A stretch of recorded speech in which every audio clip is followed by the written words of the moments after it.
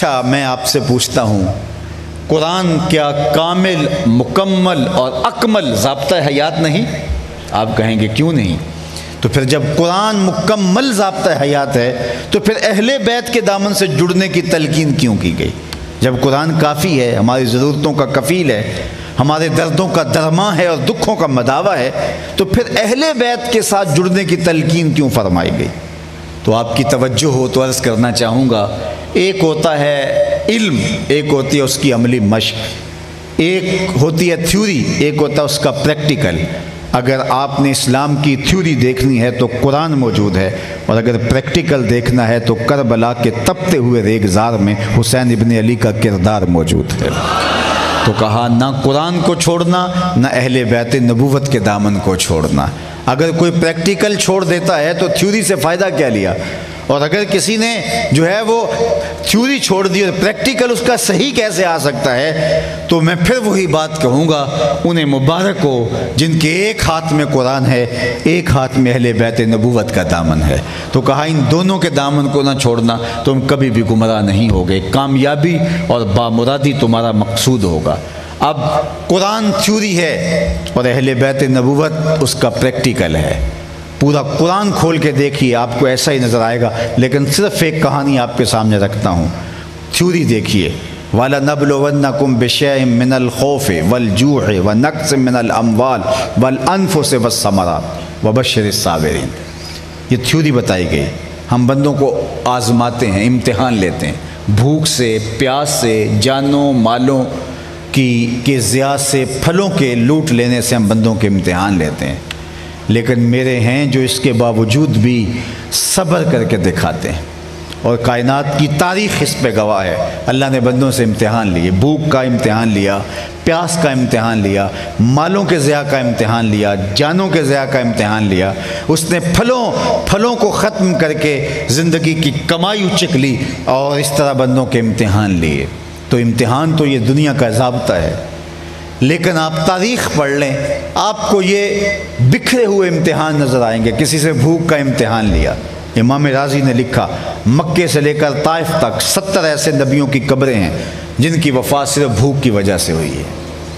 پیاس سے امتحان لیے گئے، لوگوں کو مالوں کی کمی سے امتحان لیے گئے، جانوں کے ضیاع سے امتحان لیے گئے، ثمرات لوٹ لینے سے امتحان لیے گئے۔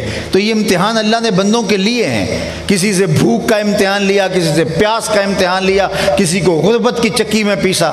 بندوں نے امتحان دیے بھی، ڈیٹ شیٹ بھی بنتی ہے تو امتحان لیے جاتے ہیں، لیکن مشکل پیپر سے قبل ایک دن کی چھٹی ڈال دی جاتی ہے، اور پھر اگر نہ بھی چھٹی کی جائے تو روز کا ایک ہی پیپر ہوتا ہے۔ سارے پیپر ایک ہی کمرہ امتحان میں اکٹھے نہیں کر دیے جاتے۔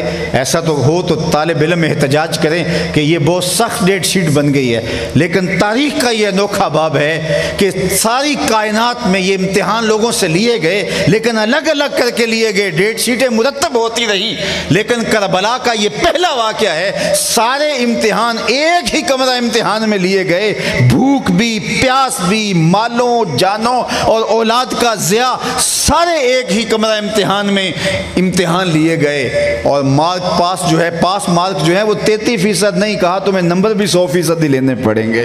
اور پھر اس امتحان میں سرخروئی حسین ابن علی نے کی۔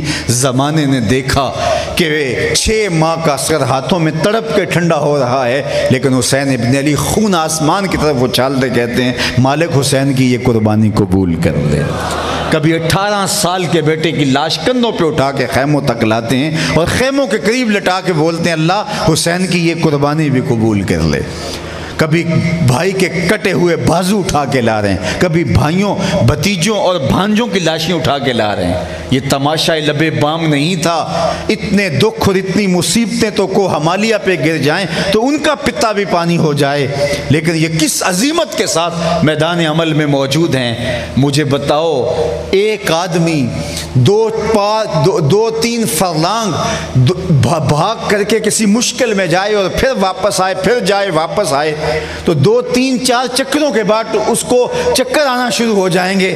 لیکن کیسا عظیم تھا، 71 مرتبہ مقتل میں گیا، اور جب بھی گیا لاشا اٹھا کے لایا ہے اور لٹایا ہے، اور پردہ داروں کو، مخدرات کو الگ حوصلہ دیتا رہا ہے۔ اور اب عصر کا ہنگام ہے، امام حسین رضی اللہ تعالیٰ عنہ گھوڑے کی زین کس کے اوپر تشریف فرما ہیں، اس بانک پن کے ساتھ آگے بڑھتے ہیں کہ آواز آ رہی ہے، یہ کون ذی وقار ہے، بلا کا شاہ سوار ہے، لباس ہے پھٹا ہوا، غبار میں اٹا ہوا، تمام جسم نازنی چھدا ہوا، کٹا ہوا، یہ نبی کا نور عین ہے، یہ بالیقین حسین ہے۔ بدن پہ نیزے چلتے ہیں، بالے چلتے ہیں، زخم ہوتے ہیں، خنجر چلتے ہیں، تیر برسائے جاتے ہیں۔ آپ کا جب مبارک بدن چھلنی کر دیا جاتا ہے زخموں سے، محتاط روایات تو یہ ہے 33 زخم تلواروں کے تھے، 34 گھاؤ نیزوں کے تھے، پیراہن مبارک اتارا گیا تو 113 سوراخ تیروں کے تھے۔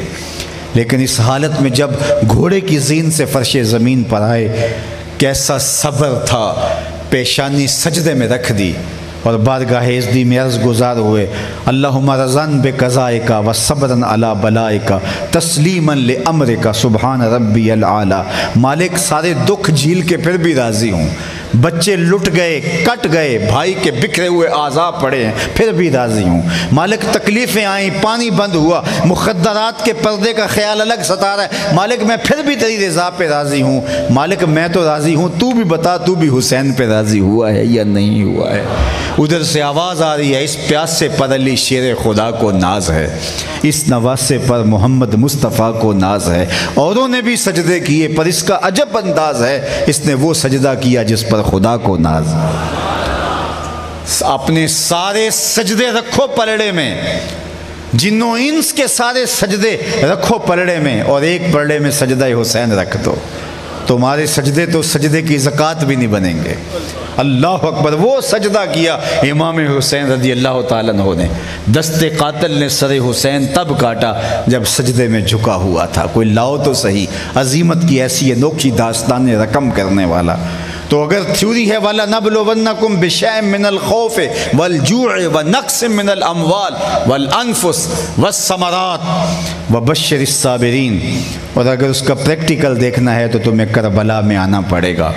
جس طرح انوکھی داستان رقم کر کے دنیا کے سامنے رکھا کہ حق کے لیے آپ کو کوئی بھی قیمت ادا کرنی پڑے تو اس سے کبھی گریزہ نہ ہونا، تمہارا سر کٹ کے نیزے کی نوک پہ بھی چڑھ جائے لیکن یزیدیوں کی اطاعت قبول نہ کرنا۔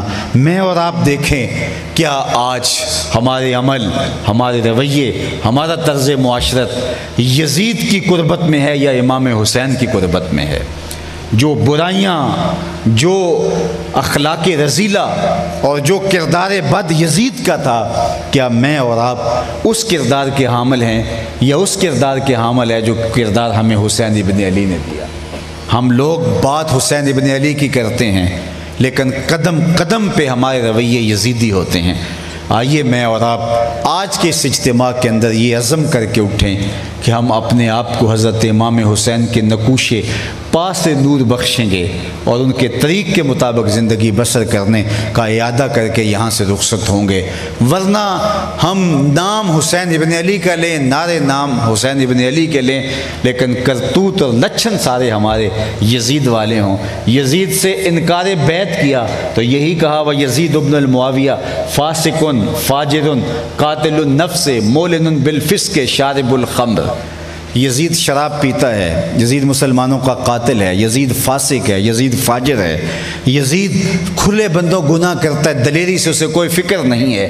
میں اور آپ دیکھیں کیا ہمارا رویہ اگر یزیدی طرز فکر کی مطابقت میں ہے تو پھر کس برتے پہ اور کس جو ہے وہ بل بوتے پہ امام حسین رضی اللہ تعالیٰ عنہ کا نام لیتے ہیں؟